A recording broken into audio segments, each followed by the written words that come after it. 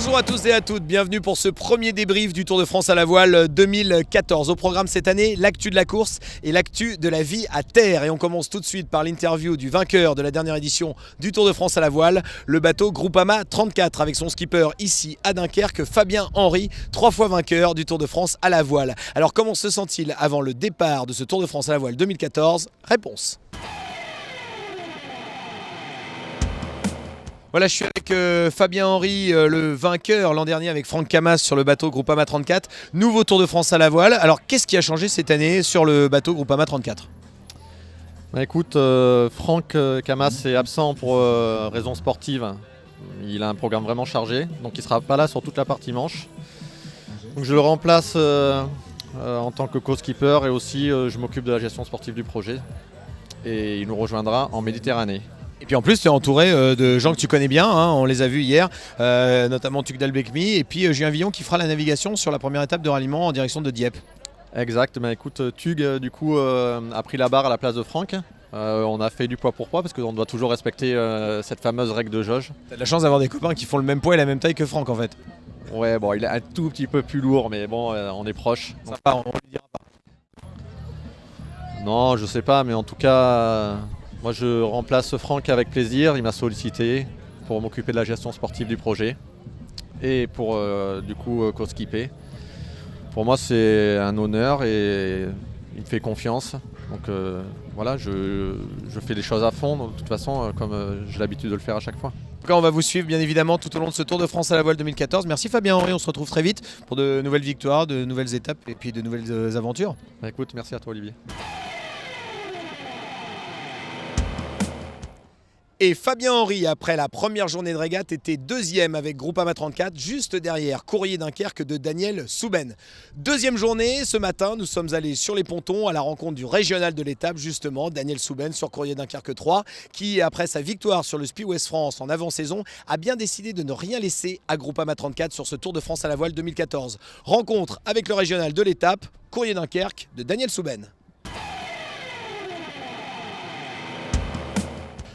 Voilà, on est devant le bateau Courrier Dunkerque, le régional de l'étape avec Daniel Souben. Daniel, bonjour. Bonjour. On est à Dunkerque, bien sûr, sur tes terres, ici, avec une très belle journée hier samedi. Ce matin, c'est le dimanche, on est à la deuxième journée. Comment tu anticipes cette deuxième journée ? Toujours le couteau entre les dents. Donc l'idée, c'est quand même de conforter notre avance au général, donc ce qui ne va pas forcément être chose facile. On a 2 manches ce matin. Et puis en fin de journée, on part pour un ralliement. Donc c'est une très très grosse journée avec beaucoup de coefficients, donc il ne va pas falloir faire d'erreur. Donc le classement peut être bouleversé aujourd'hui ou éventuellement on peut prendre de l'avance. Et ben voilà, ça serait une bonne chose pour vous. Tu as dit que ce tour, ça serait la prime aux équipes qui ont l'habitude de travailler ensemble. Qu'est-ce qui a justement changé, contrairement à ce que tu disais, qu'est-ce qui a changé sur Courrier Dunkerque cette année ? Très peu de choses. On a réduit l'équipe parce que le tour est plus court et puis qu'on est moins de personnes à bord. Donc on a réduit l'équipe pour être plus efficace en termes de préparation. Et puis on a toute l'équipe en permanence sur le tour. Donc on a, comme dans toute équipe de sport collectif, un set majeur qui navigue et puis deux remplaçants. Et on fait tourner les gens en fonction de leur état de forme tout au long du tour. Mais tout le monde est présent sur tout le tour. On est en début de tour. Qu'est-ce qui t'inquiète le plus ? Quel est le moment que tu appréhendes le plus sur ce tour ? Tous les moments sont importants, hein. Donc les points pris au début sont importants, les points du milieu sont importants, les points de la fin sont importants. Donc il faudra être très très régulier, il faudra être chaque jour sur la brèche. On est peu de bateaux, donc il ne faudra rien lâcher du début à la fin. En tout cas, on va suivre ça attentivement. Merci Daniel, bonne journée. Merci. Et puis rendez-vous ce soir pour la remise des prix, bien sûr, ici à Dunkerque. Tout à fait.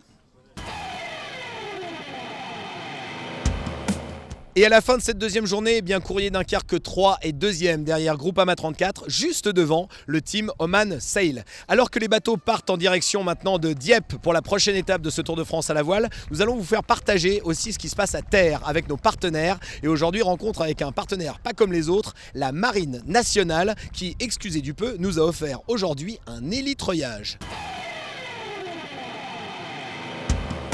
Alors nous sommes maintenant sur le stand de la Marine Nationale avec Maître Marchix du CIRPA Marine. Bonjour patron. Bonjour. Puisque c'est l'appellation que l'on donne à votre grade. Effectivement, la Marine Nationale est présente sur ce Tour de France à la voile 2014. Pourquoi ?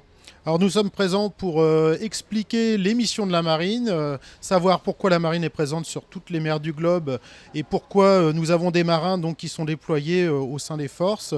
Environ 4300 marins sont tout le temps à la mer, un peu partout dans le monde. Donc nous sommes là pour pouvoir expliquer tout ça. Alors, force militaire, mais pas seulement, puisque justement, dans le cadre de cette étape de Dunkerque, on a pu assister à des démonstrations avec des hélicoptères assez incroyables. Qu'est-ce que c'était exactement cette démonstration ? Alors en fin de compte, nous avons eu donc un hélicoptère de type Dauphin SP, donc SP pour service public. Nous avons dans le cadre de nos missions une aide à la personne et donc notamment aux personnes qui peuvent être en détresse au niveau des côtes. Et donc nous avons sur 5 sites en France les hélicoptères Dauphin SP qui sont déployés de manière à pouvoir on va dire, se déployer tout au long du littoral pour pouvoir aider donc, les personnes qui seraient en détresse. Donc hier, nous avons fait une démonstration d'hélitreuillage par rapport à une personne qui aurait été en danger donc, en mer.